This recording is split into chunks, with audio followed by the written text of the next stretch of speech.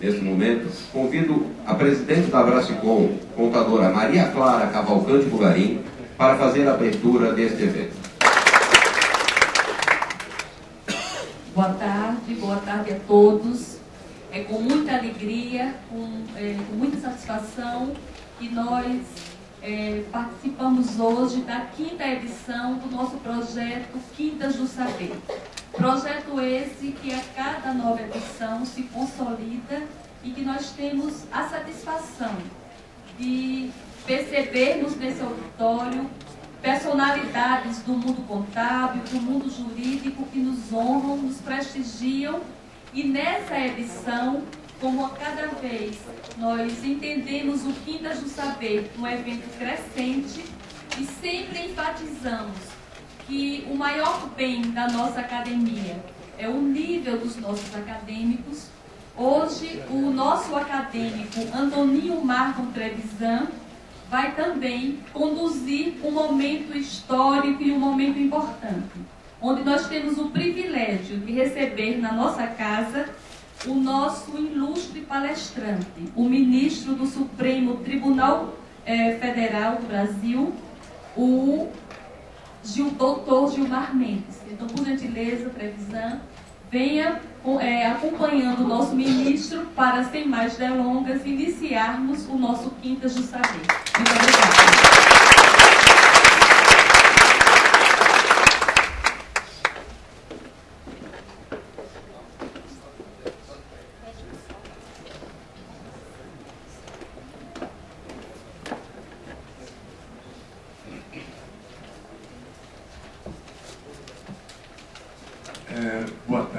Boa tarde a todos aqui, nossos colegas, né, Maria Clara?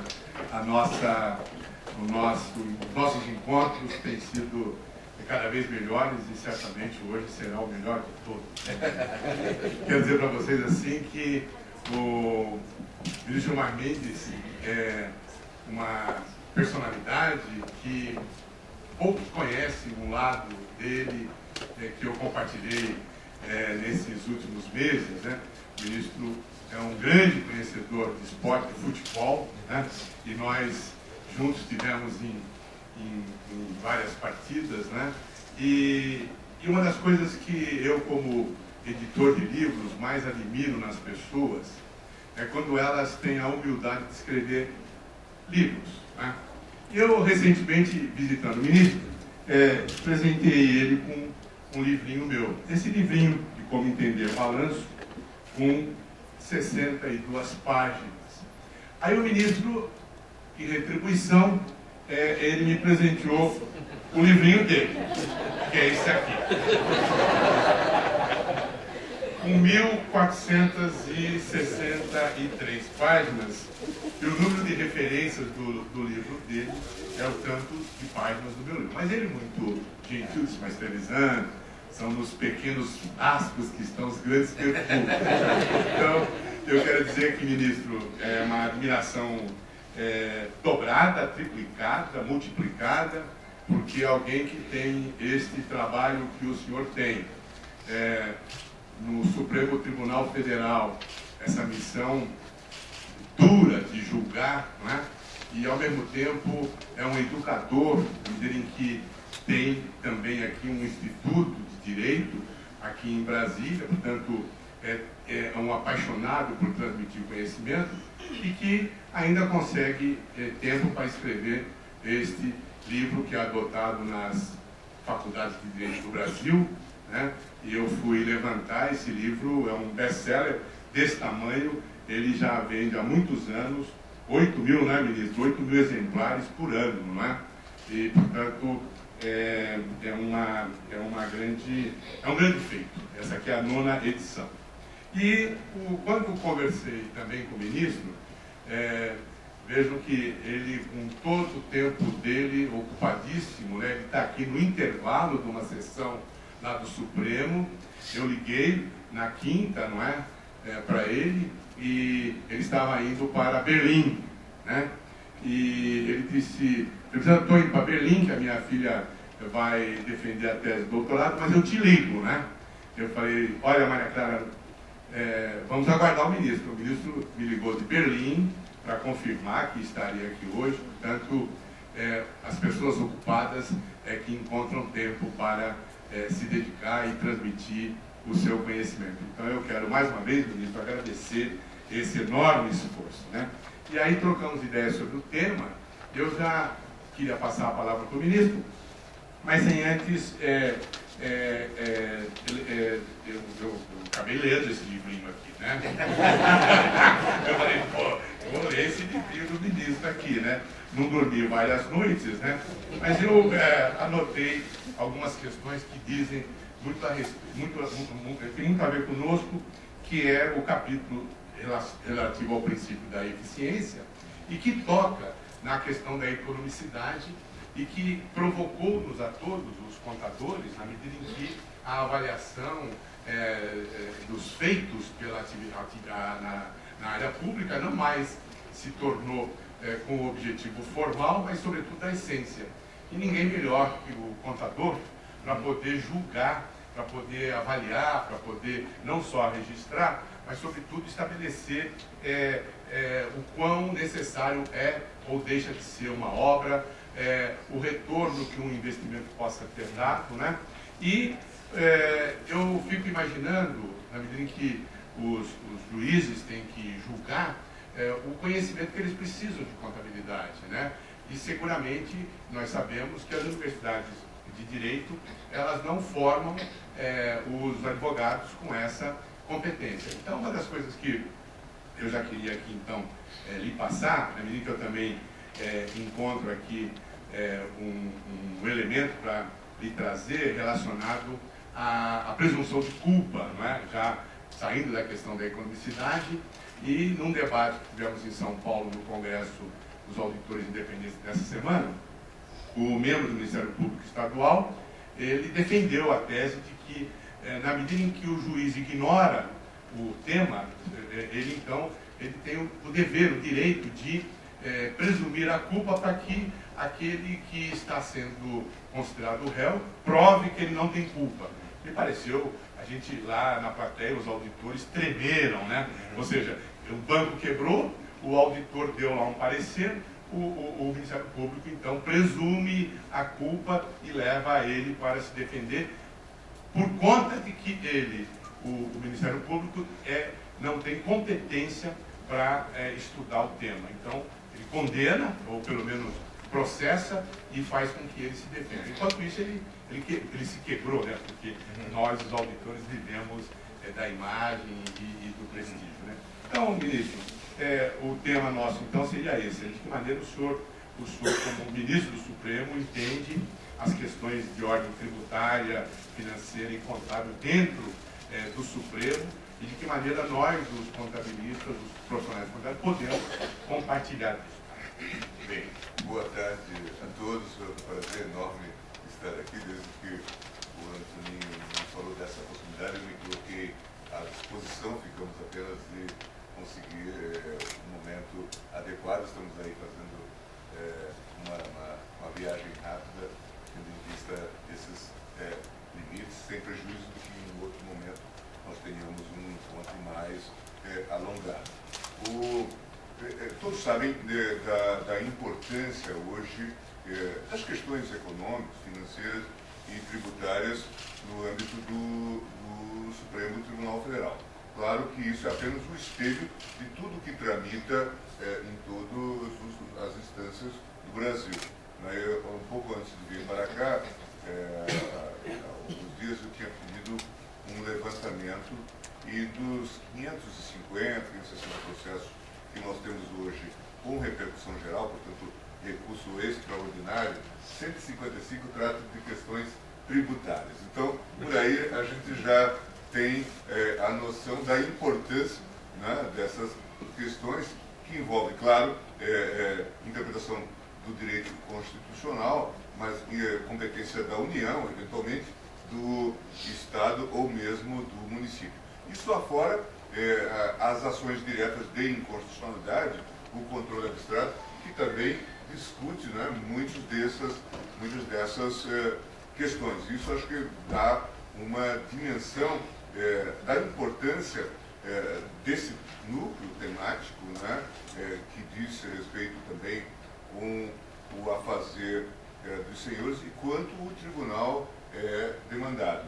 Se nós considerarmos apenas as ações diretas e discussões que também afetam o trabalho dos senhores, hoje nós temos uma massa enorme de discussões sobre, por exemplo, guerra fiscal, o modelo do ICMS, né, e os benefícios, inclusive a tal proposta de súmula vinculante, né, a discussão aí sobre CONFAS e tudo o mais. E temos algumas discussões correlatas também de índole financeira. O Nelson aqui, a questão dos royalties, né, e o equilíbrio financeiro, essa questão está posta lá em algumas ADIs. Bom, matérias ligadas à vida financeira das grandes entidades, planos econômicos. Né, nós decidimos, tendo em vista inclusive essas tensões pré-eleitorais, de não concluir o julgamento que já estava se iniciando no período anterior às eleições, né, essa coisa da poupança, né, mas é um tema, e aí os números também são um tanto quanto fugidios, né, desde aqueles que fazem uma versão bastante reducionista, até aqueles que dizem que o impacto pode ser enorme, provocando talvez até uma certa redução do PIB.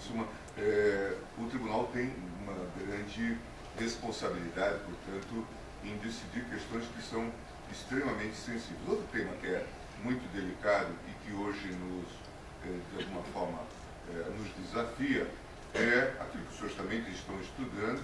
A gente já teve a oportunidade até de me trazer memorial, estudos a propósito disso, que é uma certa irracionalidade do sistema tributário. Né? Vou dar um exemplo da história do COFINS, né? E todo o debate que se trava em torno desse assunto, modelo, o cálculo, a base de cálculo, né? O cálculo cumulativo, em suma, todas essas questões, e hoje há um debate muito intenso em torno disso. Nem sempre, essa é uma questão interessante, a partir da abordagem que o Antoninho fez, nem sempre a gente percebe que a decisão vai ter um impacto que vai para além daquele caso.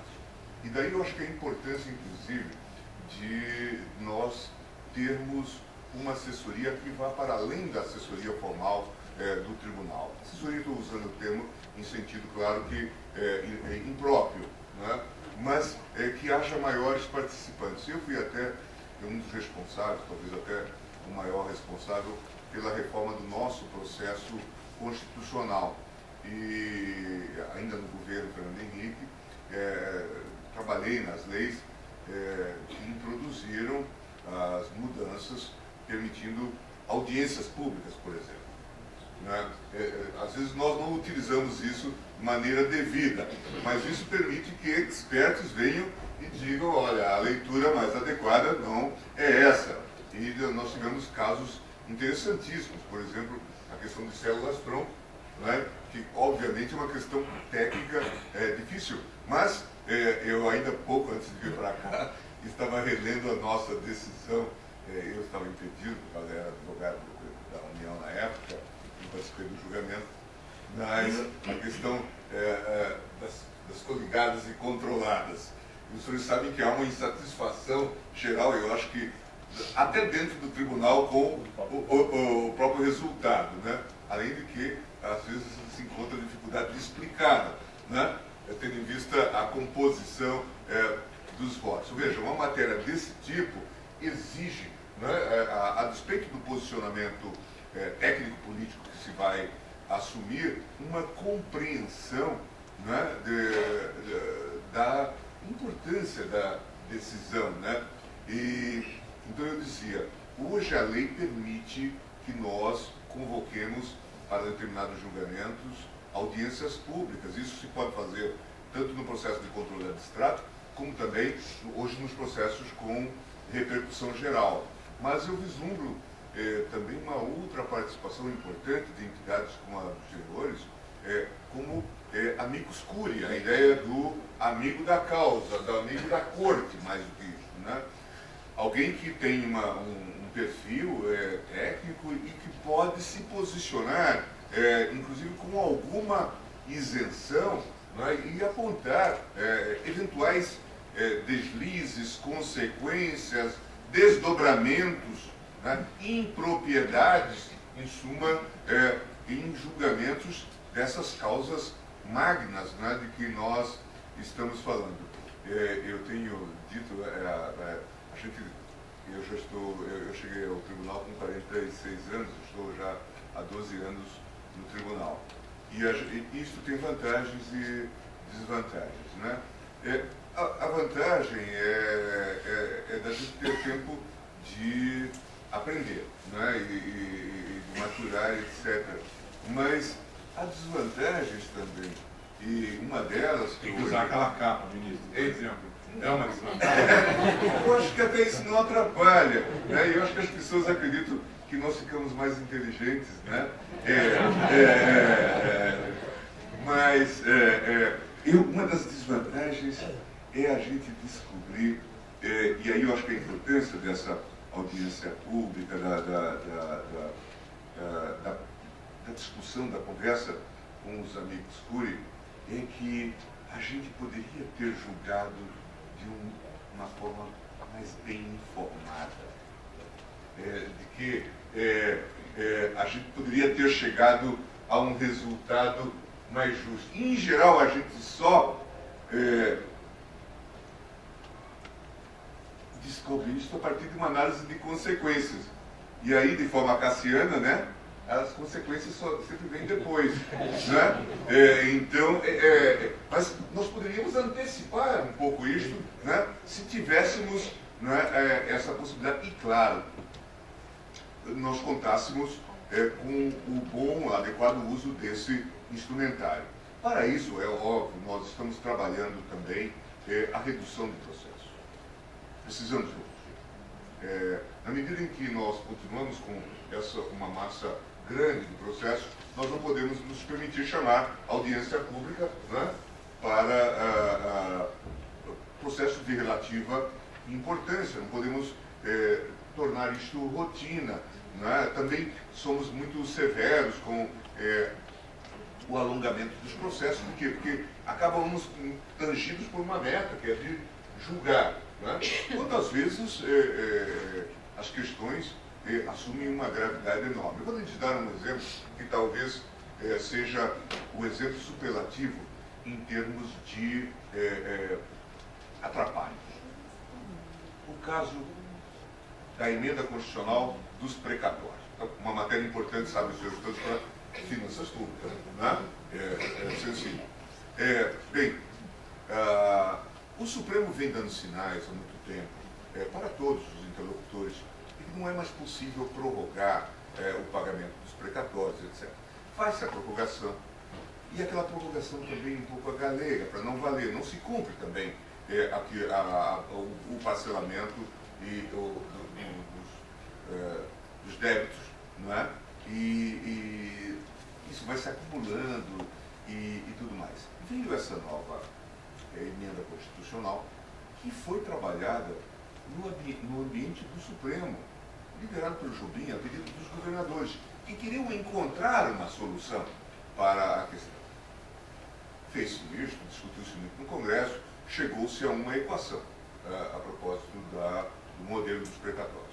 Depois eu, no próprio CNJ, pedi ao ministro Ives Gandra Filho que liderasse um grupo que disciplinasse a emenda constitucional. Então aquilo que era ambíguo na emenda tornou-se muito mais preciso. A ideia de que havia um prazo flutuante. Veio o ministro Ives e fixou em 15 anos, né? Portanto, para não dar a ideia de que esse parcelamento seria ad eternum. E assim por diante, a necessidade dos depósitos, da possibilidade dos sequestros e tudo mais. Em suma, o modelo começou a fluir, a andar, e muitos estados e municípios passaram a acreditar nesse modelo.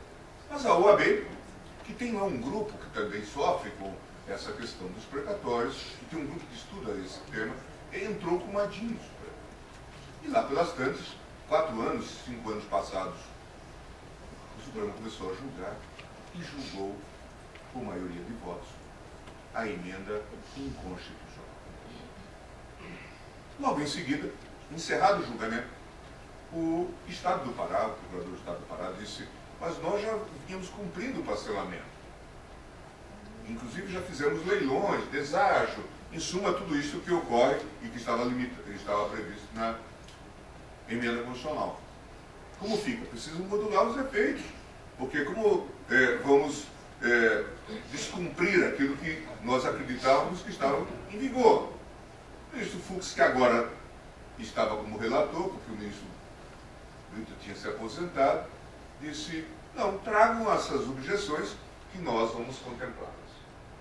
Bom, como a emenda tinha uma pedra de toque, que era um percentual mínimo da receita líquida corrente, que seria repassado para esse pagamento, e nessa confusão em que nós estamos, os governadores se avizinhando no final do mandato, diante da declaração de inconstitucionalidade, o que os senhores adivinham que ocorreu? Os governadores, e, bom, se isso não vale, então até acreditando, eu vou voltar ao modelo de não pagar, não é? E esperar que amanhã vocês decretem intervenção, seja lá o que for, né? E, portanto, caíram nisso. Aí a OAB se vê numa situação delicada e quase que caricata, ou propriamente caricata, ela que requeriu a ADIM, de ir ao gabinete do relator e pedir que, enquanto não fosse decidido os termos da modulação de efeitos, que deixassem em vigor e mandassem. Veja os senhores a delicadeza de lidar com temas desse tipo. É como se a gente tivesse decidido saber se tinha gasolina ou não num tanque com fósforo aceso. Fizemos isso. Claro que eu não me incluo nessa maioria, mas o tribunal fez. E o ministro Fux não teve outra alternativa senão dar o dito pelo não dito. Bom, então, porque, claro, se vão descumprir agora até o mínimo, é aqueles casos em que a declaração de inconstitucionalidade piora a situação.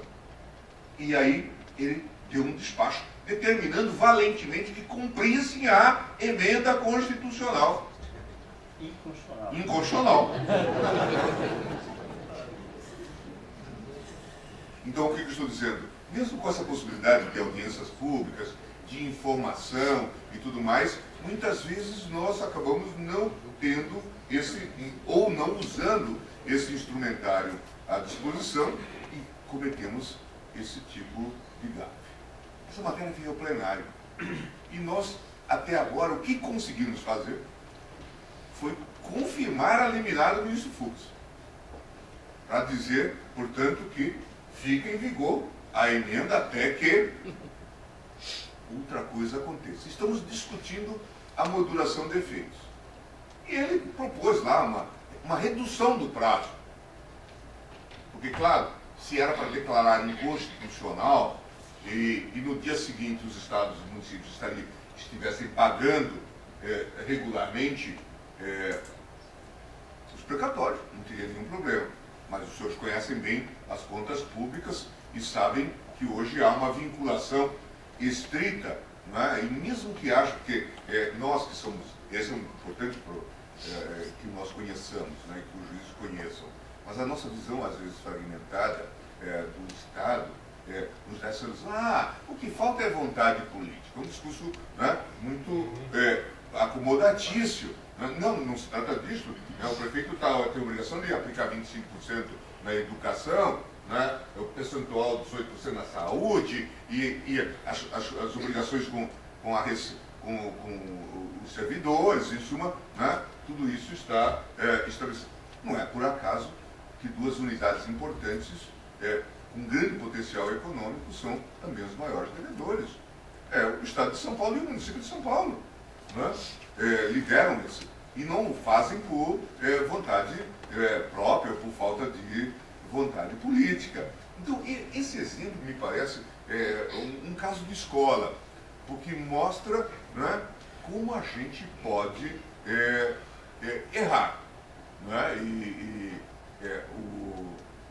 Eu já brinquei em alguns auditórios dizendo que esse é o nosso caso, até aqui, pelo menos na minha vivência no Supremo Tribunal Federal, dos anos 88 para cá, talvez, é o nosso caso Dred Scott. Né? Dred Scott, sabem os senhores, era um escravo americano que perambulava pelos Estados Unidos acompanhando o seu senhor, um médico das Forças Armadas, e perambulou por todas as partes, a parte sul, onde havia escravos, e também para a parte livre. E havia lá o tal compromisso de Missouri, que dizia que quem andasse pela parte livre estava liberto, se fora escravo.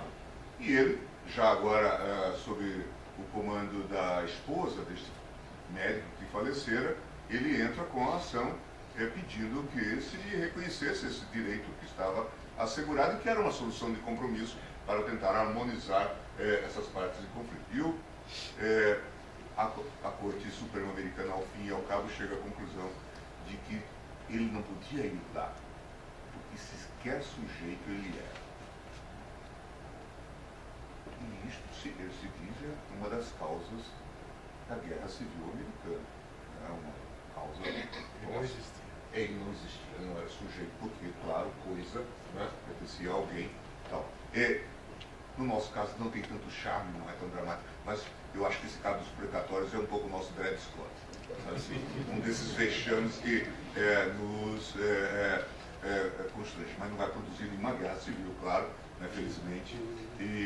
Mas isso acontece, né, e a gente tem que ter realmente cuidado. Hoje, felizmente, nós podemos ter julgamentos mais informados. Esse instrumentário que está aí à disposição, mas isso precisa que seja, de alguma forma, socializado, que se crie essa cultura também de participação, que quem entra no processo, por exemplo, diz, esse é um caso que vocês deveriam fazer audiência pública. Por quê? Porque é uma matéria técnica em que o aporte técnico que seria importante.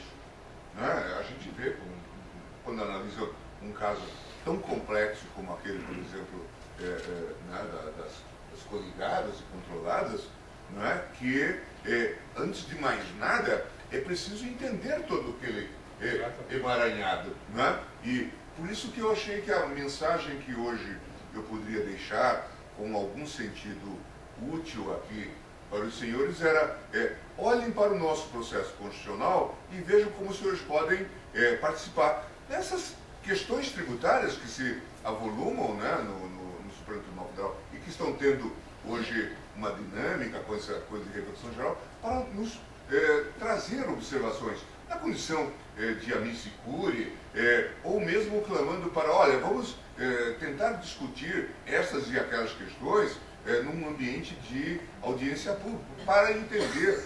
Até a atomização do processo, às vezes, nos leva a ter visões, né, que serão visões parciais e podem ter resultados incongruentes. A gente vê isso com planos econômicos.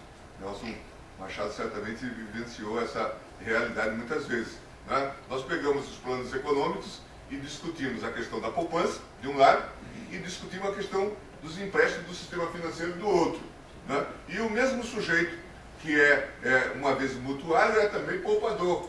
E ele quer índices diferentes, né, nessa relação. Quer dizer, a atomização aqui é extremamente complicada. Portanto, um corpo como o dos senhores, né, com a cientificidade e a tecnicidade, pode nos ajudar muito, né, a produzir julgamentos mais fundados e mais racionais. Então, um convite que eu faria, e tendo em vista inclusive a responsabilidade institucional dos senhores, da academia, do corpo de contabilidade, era, de fato, vislumbrar a possibilidade de participação nessas questões mais sensíveis, com a autoridade de que os senhores dispõem e, claro, com a representação isenta, com a defesa de interesse público, né, notório. Não, e o senhor sabe que isso tem acontecido na nossa Quintas do Saber, ministro. O mês passado teve aqui o ministro Henrique Neves. Sim, do eleitoral. Do eleitoral. E foi muito interessante, porque fez aqui um debate, porque agora, o senhor sabe, os contadores é que acompanham os candidatos e verificam as contas, né? E havia uma discussão muito objetiva de qual é o conceito de faturamento público. Para o ministro aquilo era absolutamente definitivo na hora, né? E aqui saiu um grande debate e ele disse, olha, eu, quando tenho dúvida, me sirvo da Receita Federal. Aí nós dissemos, o senhor está se servindo da casa errada. A casa certa é esta, porque é evidente que a Receita Federal, ela olha sempre as questões, as regras contábeis, do ponto de vista do fiscalizador, do arrecadador, né, do regulador, né? E aqui o Conselho Federal e a Academia, nós procuramos e fazemos isso, por dever de ofício, de olhar dentro dos padrões contábeis. Aliás, muito em linha, ministro, o senhor é doutor por uma universidade alemã, né? Nós apreciamos muito a maneira como a Alemanha trata as questões da transparência, né? E gostamos muito daquele modelo, né? Os alemães, eles auditam os valores, independentemente dos valores. Eu conto isso porque quando era assistente no começo da carreira, os alemães, uma ONG alemã mandou um dinheiro para o Brasil, uma ONG brasileira, 10 mil marcos à época, e gastou 12 mil marcos na auditoria. E eu perguntei, mas o senhor gasta 12 mil marcos? Ele disse, para nós, na Alemanha, é mais importante saber que o dinheiro foi alocado corretamente, porque ele é parte de todo um plano estratégico nosso, independentemente de quanto custa olhar se isso foi aplicado. Uma cultura, ministro, que nós no Brasil não temos. Há pouco, e a gente sempre que citam a contabilidade, hoje em dia se fala muito na contabilidade criativa, né? O sistema acha que alterar os números, alterar a contabilidade para que ela possa refletir a gosto do freguês é uma alternativa, né? E, evidentemente, que nós, claro, não concordamos com isso. Aí a gente vai olhar quem é que está defendendo ou praticando isso, é um não contador. Sim. Geralmente é um economista. O senhor já os economistas. Essa história, né? Os economistas, ministro, eles só aprendem fluxo de caixa, né? Tanto que as finanças públicas, é curioso o orçamento público, né? É o único caso no mundo. As receitas são registradas pelo sistema de caixa e as despesas pelo regime de competência. Isso não dá certo, né? Quer dizer, na hora que você tem um aumento da massa salarial, há um superávit na Previdência, aí se criam novos benefícios. Evidentemente você vai ter que entregar lá na frente, né? Mas, hora e vez, a gente conta também em textos, quando se refere à contabilidade, se usa um adjetivo que nos constrange muito, assim, mas isso não passa de uma mera informação contábil. Isso é uma mera peça contábil, né? Como se a contabilidade não fosse a ciência da sinceridade. E o senhor anotei, o senhor aborda com uma precisão a questão da transparência, que tem tudo a ver com o pensamento da classe contábil. O senhor diz aqui, o princípio da transparência guarda estreita ligação com o fortalecimento democrático. E nós acreditamos que quanto mais a contabilidade é aplicada, sobretudo na justiça, mais a democracia se consolida. Porque ela é um olhar, desde que Luca Pacioli estabeleceu o princípio das partidas dobradas, ela é um olhar republicano. A nós não importa se o impacto vai ser menor ou maior, mas a nós importa registrar, demonstrar os fatos como eles verdadeiramente são, como já dizia Fernando Pessoa, né? É olhar o outro como ele é e não como eu gostaria que ele fosse, né? Daí esse debate, por isso, quando o ministro Henrique Neves esteve aqui, nós aí fechamos com ele um convênio, né? Onde a classe contábil vai suprir o tribunal nessas questões de ordem contábil, que é o local adequado, né? O local republicano, né? Nós temos, antes de vir para cá, até comentava com o ministro Toffoli, e eu estava muito contente com essa possibilidade que teve já de formular essa exigência, né, de ter o acompanhamento de contador na resolução e também de se ter essa parceria, esses subsídios técnicos. E hoje a gente tem uma discussão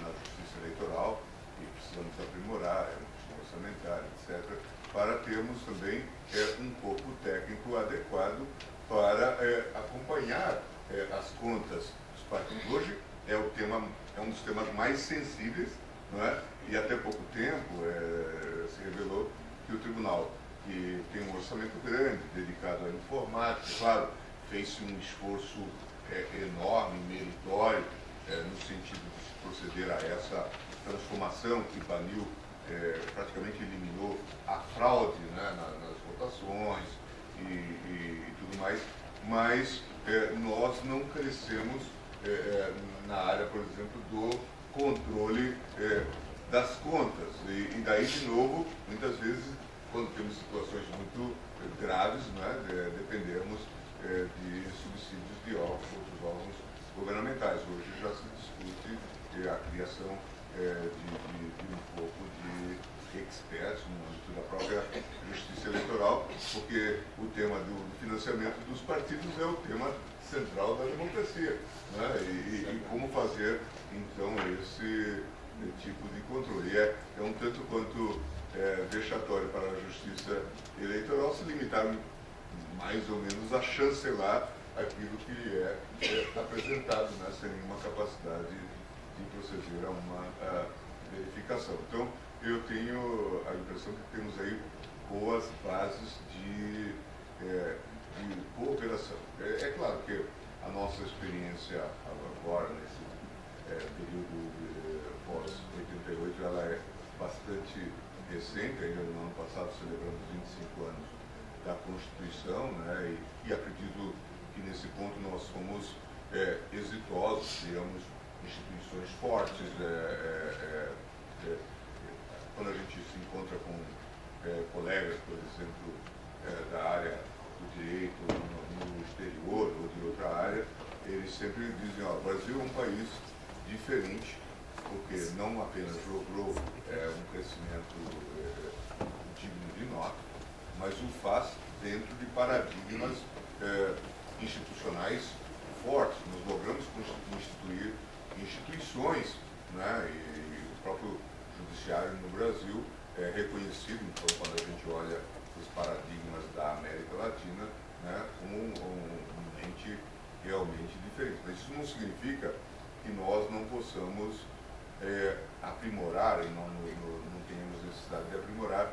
E eu percebo no próprio Supremo Tribunal Federal, onde se faz um esforço hercúleo de crítica e de autocrítica, nós sabemos que podemos melhorar muito a partir de algumas providências. Se lograrmos reduzir o número de processos, e podemos fazê-lo, se lograrmos dar credibilidade ao sistema de justiça como um todo, certamente vamos diminuir a taxa de recorribilidade, e dentro de um número razoável de processos, nós vamos poder realizar estudos, pesquisas, análises, poder até interromper julgamentos para chamar para uma reanálise com base nesse instrumentário que hoje está em vigor. Então, a sugestão que hoje eu queria trazer aos senhores era essa, de olhar um pouco as matérias que estão submetidas ao nosso processo constitucional e encontrar meios e modos de participar mais ativamente desse desenvolvimento. Acho que era essa a sugestão. Muito interessante. Porque a gente sempre olha os advogados compartilhando, né, e nós, os contadores, não nos vimos participantes desse processo, mas o senhor está agora enfatizando, E para nós na academia, ministro, é de fato uma busca, né? Porque eu volto a isso, né? Nós temos uma preocupação enorme com o ensino da ciência contábil, porque nós entendemos também que a democracia depende, a transparência depende da maneira como as pessoas, a qualidade da informação. Como o senhor escreveu aqui, né? Quanto mais transparente, mais as pessoas simples compreendem os balanços públicos. Um tratado aqui que me chamou muita atenção, a sua preocupação com a questão da dívida pública, tem sido debatido por nós, porque a dívida pública não está bem tratada. O superávit que nós geramos, ele jamais alcança o tamanho dos juros que é pago, consequentemente, nós temos um crescimento vegetativo da dívida, né? O que, para nós, os contadores, a gente nem dorme de preocupação. Os economistas não ligam. É curioso esse processo, né? Eu não consigo entender. Eles comparam com o PIB, está muito bem, só está em menos de 50% do PIB. E nós, os contadores, olhamos aquela dívida crescendo vegetativamente, em 3 trilhões, ela era 200 bilhões há 10 anos atrás, né? Então, me parece uma atitude cruel e traiçoeira com as futuras gerações, porque a dívida é um legado. Isso não está bem apresentado e no livro o senhor considera que a relação entre dívida e responsabilidade é intrínseca. E nós entendemos assim também, né? Então, ministro, estou vendo aqui a Fátima, aqui chegando, a Fátima Cartacho, que é uma amiga da casa também, participa sempre dos nossos eventos. O Cartacho também esteve aqui discutindo a questões ligadas ao CARF, né? E um outro ambiente que se abriu foi com a Receita Federal, sim, com o Dr. Barreto. Criamos um grupo, esse é interessante, esse grupo entre Receita Federal e Conselho Federal de Contabilidade, nós vamos debater, discutir de maneira antecipada as questões que a Receita está pretendendo lançar, para que nós possamos ali elucidar antecipadamente os impactos, sobretudo de obrigações acessórias, que virou um verdadeiro inferno no Brasil, as obrigações acessórias. O senhor transfere para o contribuinte o dever, a obrigação de criar todos os controles para que o erário possa receber o seu tributo, né? E nós entendemos que com muito mais simplicidade se possa fazer. Então, também foi efeito da vinda dele aqui, também firmamos esse convênio, e Nelson Machado faz parte, né, que é o nosso guru, né? Nelson Machado, ele é conhecido como o ministro que acabou com as filas da Previdência, né, Nelson? O ministro que acabou com aquilo, ninguém lembra, né, Nelson, que tinha filas das pessoas que iam lá se servir do atendimento médico, né, Nelson? Então, ministro, eu quero saber se vocês têm, o ministro tem que voltar, se existe alguma pergunta para ser feita, Maria Clara, o nosso Marcônio, estou vendo aqui o presidente da Fundação Brasileira de Contabilidade, antes da gente poder permitir que o ministro volte às suas funções, né? Da nossa parte, o senhor não faz ideia como a gente agradece o esforço que o senhor fez e está aqui hoje com a gente, não, Maria Clara? Com certeza, Trevisan. Só mais uma vez agradecendo, ministro, dizendo e também fazendo algum esclarecimento para os nossos convidados. Na verdade, hoje, nós tínhamos, o Quintas do Saber seria com o ministro Luiz Inácio Adams. E essa oportunidade com o ministro Gilmar estava sendo trabalhada para o mês de setembro. Mas na hora que nós tivemos uma mudança, devido aos últimos acontecimentos, né, na nossa nação, a presidente Dilma mudou a agenda e o nosso convidado deste mês não iria poder comparecer. Então, foi maravilhoso, queria dizer, ministro, que a sua disponibilidade, inclusive, de mudar essa agenda, de antecipar esse encontro, realmente foi magnífico. Dizer a todos que no próximo mês, no dia 18 de setembro, nós vamos ter o nosso próximo Quintas do Saber, nessa oportunidade com o ministro Luiz Inácio Lucena Adams, e que vamos tratar do tema a redução da litigiosidade entre fisco e contribuinte e a lei sobre transações. E, claro, quando nós recebemos autoridades, né, desse porte, dessa dimensão da nação, ganhamos todos, ministro. Dizer que essa é uma oportunidade ímpar e reiterar também, corroborando com as palavras do nosso acadêmico, do Trevisan, de que a classe contábil brasileira hoje, nós somos um verdadeiro exército, somos quase 500 mil profissionais de contabilidade do nosso país, e que quando falamos de exército, nós reputamos um exército do bem, que queremos sim contribuir, e que nós vamos aproveitar essa oportunidade, né? Vamos aproveitar e temos certeza que teremos frutos. O Trevisan aqui relatou já alguns frutos do nosso Quintas do Saber, o primeiro com o Barreto, com o nosso secretário da Receita, onde nós já criamos esse grupo que reputamos da maior importância para a nossa nação. O segundo, já dando essa devolutiva, a partir do Quintas, com o ministro Henrique Neves, nós já firmamos e vamos firmar o convênio, o Conselho Federal de Contabilidade, a OAB, no sentido de efetivamente fazer uma fiscalização preventiva, porque quando falamos, e aí me permita já, presidente Martônio, recordar e falar como ex-presidente também do Conselho Federal de Contabilidade, de dizer que entendemos uma profissão regulamentada e principalmente a fiscalização do exercício profissional como uma fiscalização preventiva. E fiscalização esta, que tem uma finalidade precípua de proteger a sociedade. E quando o ministro, o senhor colocou problemas tão sérios dessa nação, e que, enquanto especialistas da área, nós queremos nos colocar à disposição. Dizer que esses momentos, que essas audiências públicas, essas discussões, tenho certeza que nós vamos colocar os nossos melhores quadros à disposição do Supremo para contribuirmos, inclusive o Conselho Federal, não é, presidente Martônio, vai bancar a vinda, irá bancar a vinda desses especialistas, para que nós possamos dar uma contribuição muito mais efetiva. Posso falar por mim? Mas, encerrando esse momento, eu gostaria também de chamar o presidente Martônio do CFC e o presidente da Fundação, para que aqui nós possamos nos despedir do nosso ministro e entregar o que nós chamamos um mimo, que é um marco realmente, essa visita, ministro, que nós queremos deixar registrada. Muito obrigada, um privilégio.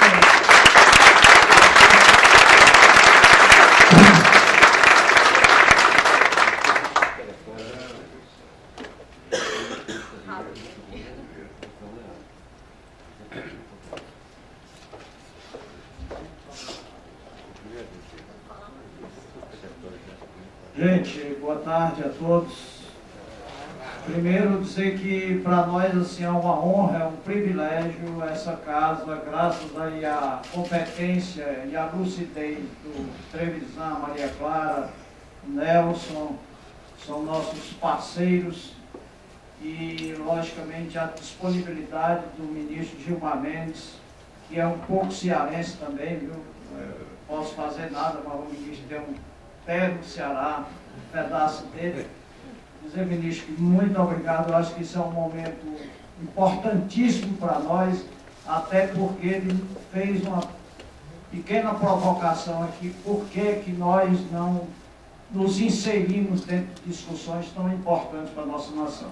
E essa provocação é uma provocação de um bom combate. E com certeza, ministro, nós estaremos atentos aos grandes temas discutidos no Supremo, e com certeza o Conselho Federal estará presente, provocando o Supremo para audiências públicas, etc, etc. Muito obrigado ao senhor. O senhor é de uma gentileza ímpar. Muito obrigado.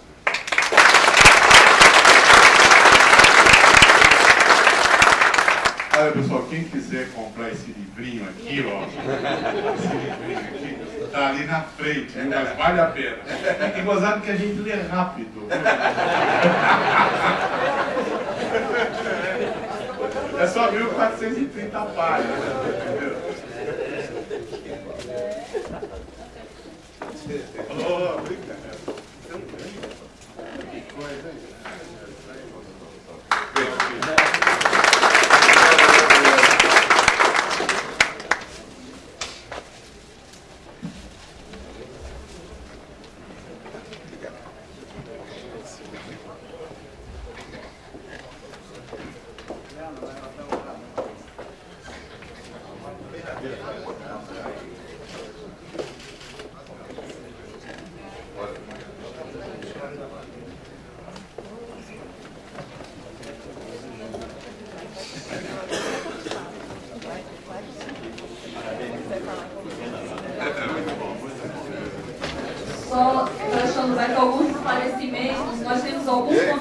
que pela primeira vez nos honram com suas presenças e esclarecer que o formato do nosso Quintas do Saber, depois que nós recebemos um convidado e sempre muito ilustre, nós conseguimos também nos confraternizar no nosso 11º andar.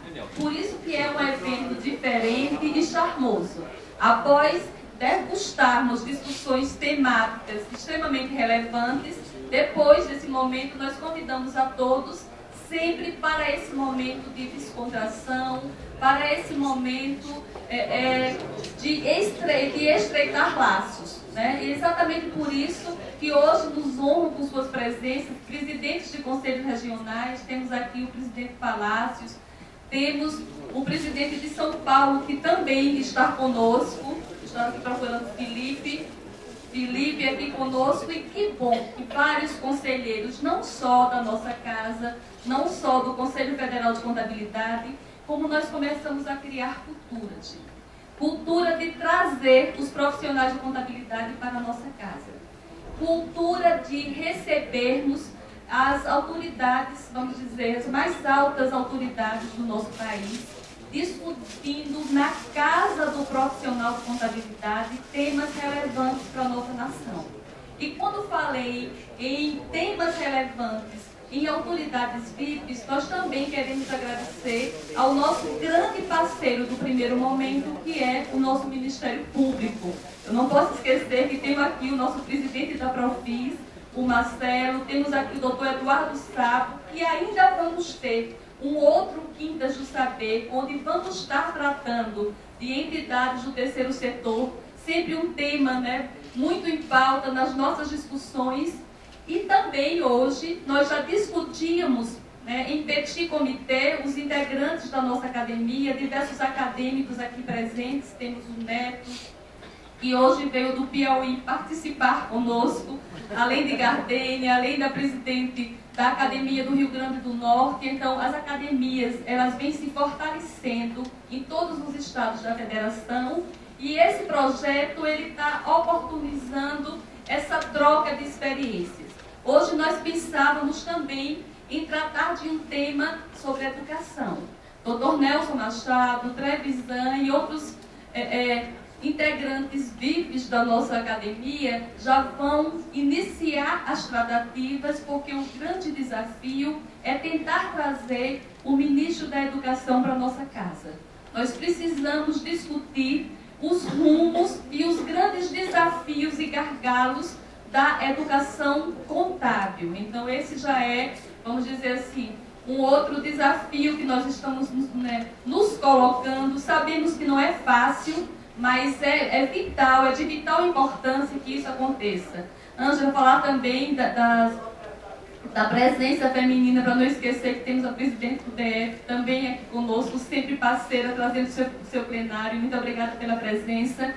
E é esse o grande desafio do nosso projeto. Queria saber se nós já estamos prontas, porque nós tínhamos hoje duas formas, dois planos, gente, para o nosso Quintas de hoje. Não foi fácil modificar essa logística. Na hora que nós soubemos que o nosso convidado não iria, e ele fez diversas sugestões, iria inclusive, por conta da agenda da presidente Dilma, ele queria virar a pauta e fazer um Quintas pela manhã. E aí realmente não iria dar como, nós não iríamos ter condições. Então eu quero saber aí do nosso staff, se nós estamos prontos para podermos subir para o happy hour mais cedo, ou se vamos entrar no nosso plano B, que nós já tínhamos conversado, que é trazer alguns acadêmicos que nós temos aqui hoje, como o Bartônio, que é presidente do Conselho Federal, mas é acadêmico da academia. Então a ideia seria trazer o presidente Bartônio, trazer Trevisan, Nelson, temos a Gardênia e o Neto, alguns acadêmicos, onde nós discutiríamos já do desafio da nossa profissão e do nosso projeto. Elis, podemos subir ou continuamos? Qual é a orientação? Bom, então se já dá para subir, se já dá para subir, nós vamos hoje começar mais cedo. Nós vamos começar mais cedo.